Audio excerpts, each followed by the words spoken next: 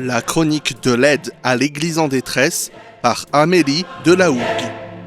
Chers amis, bonjour. Aujourd'hui, je vous emmène en Algérie. En effet, comme vous l'avez certainement entendu, le pape Léon XIV va se rendre dans ce pays mi-avril. Il ira d'abord à Alger, bien sûr, où il sera accueilli par Monseigneur Vesco, grande figure de l'Église d'Algérie, créé cardinal par le pape François. Et puis le Saint-Père se rendra ensuite à Annaba, sur le site même où officiait au IVe siècle saint Augustin. L'évêque du lieu, Monseigneur Guillot, me confiait l'autre jour à quel point beaucoup de personnes attendent avec impatience cette venue. Au fait, dès son élection il y a 1 an, quand le Saint-Père a dit être fils d'Augustin, c'est toute l'Algérie qui a frémi. Et certains se sont dit qu'il allait donc venir en Algérie bientôt. Alors, à quoi ressemble l'église d'Algérie aujourd'hui ? Eh bien, c'est essentiellement une église de fidèles qui ne sont pas nés en Algérie.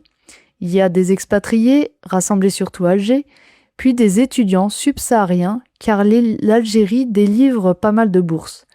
Et puis il y a également des migrants, des prisonniers et quelques Algériens de souche.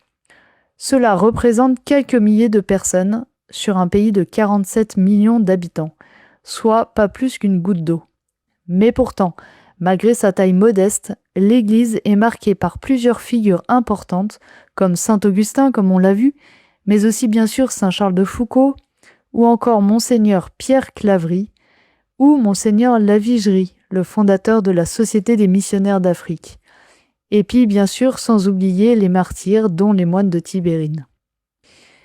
Certains se demandent si on peut parler d'un pays tolérant à l'égard des chrétiens. Alors, c'est difficile. Pour les catholiques, ça reste une église qui est tout à fait reconnue et visible, notamment avec ses grandes basiliques.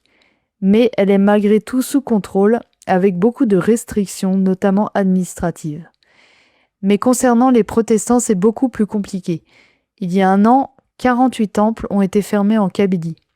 En effet, tout prosélytisme est formellement interdit et les conversions ne sont en général pas tolérées. Du coup, comme en Iran et en Indonésie, il y a probablement des centaines de chrétiens qui n'osent pas se montrer aujourd'hui.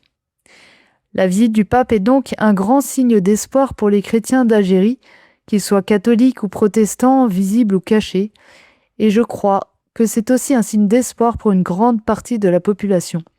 Alors nous pouvons d'ores et déjà prier pour que ce voyage pontifical porte du fruit.